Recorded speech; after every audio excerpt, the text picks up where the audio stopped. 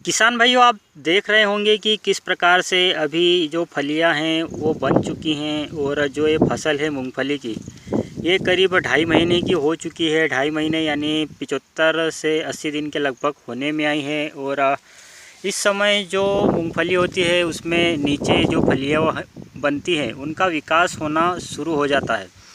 पहले तो इसमें कुछ इस प्रकार की जो छोटी फलियां बनती हैं, फिर धीरे धीरे वो अच्छे से बड़ी होती हैं और अच्छा साइज़ बनाती हैं।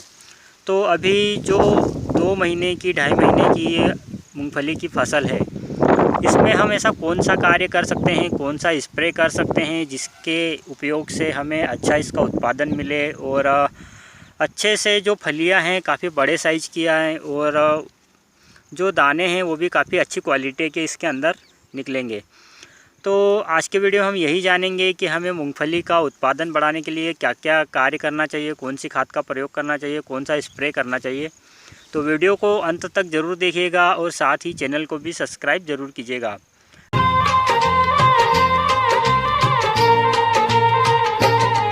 मैं हूं आपका दोस्त राकेश, आप देख रहे हैं एग्रीकल्चर स्टार यूट्यूब चैनल। तो किसान भाइयों, जैसा कि ये जो मूंगफली की फसल है 2 महीने की हो चुकी है और इसमें जो फलियां हैं वो बनना स्टार्ट हो चुकी है।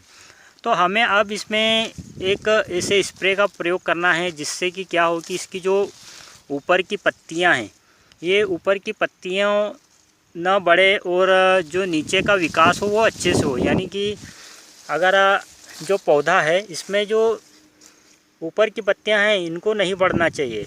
जो नीचे जो आप देख रहे हैं इसमें जो इस प्रकार से जो नीचे इसमें इस प्रकार से जो नसें निकल रही है, जो सुइयां निकल रही है, ये ज़मीन में लगेंगी तब जाकर ये अंदर जाएंगी ज़मीन के अंदर। उसके बाद जो इसमें फलियां आएंगी, तो पहले इस प्रकार की छोटी फलियां इसमें आएंगी और उसके बाद जो है ये फलियों का साइज़ बढ़ेगा। तो हमें क्या करना है कि इसको हमें इसकी हाइट को रोकना पड़ेगा और इसकी जब हाइट रुक जाएगी तो अपने आप ही इसमें जो इस प्रकार की जो नसें हैं ये ज़्यादा मात्रा में निकलेंगी और ज़्यादा मात्रा में ज़मीन के अंदर ये जाएंगी।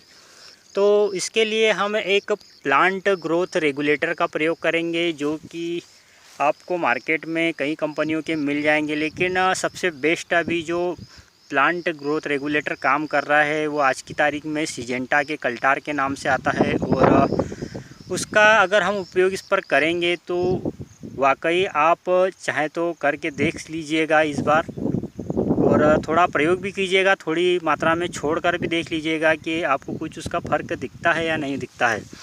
तो हमें इसकी हाइट को ऊपर से रोकना है और इन जो नसें हैं ये इन नसों को ज़मीन में ज़्यादा से ज़्यादा मात्रा में बढ़ाना है ताकि यहाँ पर जो है इस प्रकार से जो इसमें फल आए वो ज़्यादा मात्रा में बन सके। तो इसके लिए हम इसकी हाइट को रोकने के लिए प्लांट ग्रोथ रेगुलेटर का उपयोग करते हैं और प्लांट ग्रोथ रेगुलेटर आप सिजेंटा का कल्टार के नाम से जो आता है उसका उपयोग कर सकते हैं।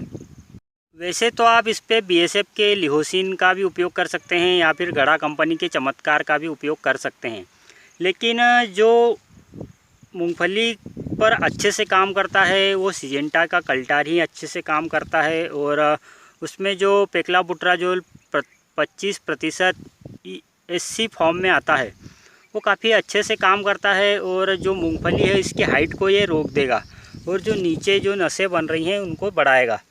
तो जो फलियां हैं वो ज़्यादा मात्रा में आएंगी। जो आप देख रहे हैं कि जो फलियां हैं वो गुच्छों में लगेगी और ज़्यादा मात्रा में बढ़ेंगी और काफ़ी बड़े साइज़ की आएंगी। तो पहला काम तो ये था कि हम इसका प्लांट ग्रोथ रेगुलेटर का स्प्रे करके जो मूंगफली है उसका उत्पादन बढ़ा सकते हैं।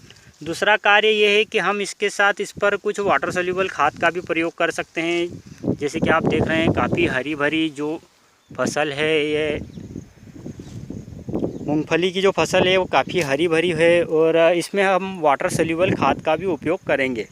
तो वाटर सोल्यूबल खाद में जब भी कोई फसल में कंद बनते हैं, आपको मैंने पहले भी वीडियो के माध्यम से बताया है, सोयाबीन पर जो हमने वीडियो बनाया था उसमें भी आपको मैंने यही कहा था कि जो वाटर सोल्यूबल खाद है उसमें अगर आप 0050 का अगर आप उपयोग करते हैं तो कोई भी पौधा हो, वो सोयाबीन हो, गेहूं हो या फिर कोई कंद वाली फसल हो, उसमें अगर कंद बन रहे हो उस अवस्था में अगर हम 0050 का उपयोग करते हैं तो जो पौधों को पोटाश की मात्रा चाहिए होती है उसकी वो पूर्ति कर देता है और पौधों में जो कंद बनता है वो काफ़ी अच्छे से बनता है, या फिर दाने जो बनते हैं वो काफ़ी अच्छे से बनते हैं और अच्छे साइज़ से बनते हैं। तो आप इस पर 0050 का भी स्प्रे कर सकते हैं। तो आपको प्लांट ग्रोथ रेगुलेटर और 0050 का उपयोग इस पर कर लेना है। और आपके यहाँ अगर सुंडी वगैरह कुछ लगी हुई है तो आप उस पर सुंडी की एक एक्स्ट्रा कीटनाशक, कोई सी भी कीटनाशक मिला सकते हैं। और उसी के साथ साथ अगर फंगस के लिए आप स्प्रे कर रहे हैं तो उसमें आप सल्फ़र का प्रयोग करें, क्योंकि जो फलियां होती हैं, जो मूंगफली की फसल होती है वो भी एक तेल वाली फसल है, और उस पर अगर आप सल्फ़र का प्रयोग करेंगे तो जाहिर सी बात है कि आपको अच्छा उत्पादन मिलेगा ही मिलेगा। तो हम इसकी मात्रा की बात करते हैं कि हमें कितने मात्रा का उपयोग करना है। तो जो मूंगफली होती है उस पर आप कल्टार का जो उपयोग है वो 5 ml कर सकते हैं। पहले जो 2 महीने हैं, 2 महीने के बाद इस पर आप 5 ml का प्रयोग कर लें, और फिर 15 से 15-20 दिन के बाद आप इसका दोबारा से स्प्रे करें, जिसमें आपको 7 ml का प्रयोग करना है। तो आप मात्र 2 बार स्प्रे कीजिए, देंगे तो आपको काफ़ी हद तक अच्छा रिजल्ट मिलेगा। और उसी के साथ साथ अगर आप ज़मीन से खाद देना चाहते हैं तो ज़मीन से इसमें जब फल इस प्रकार से बन जाए, 2 महीने की फसल हो जाए, तो उसके बाद आप इसमें चाहे तो कैल्शियम नाइट्रेट का उपयोग कर सकते हैं। अगर 1 एकड़ की हम बात करें तो करीब 10 किलो के लगभग आप कैल्शियम नाइट्रेट का उपयोग अगर फलियों में, मूंगफली की फसल में कर लेंगे तो उससे भी काफ़ी अच्छा उत्पादन आपको मिल जाएगा।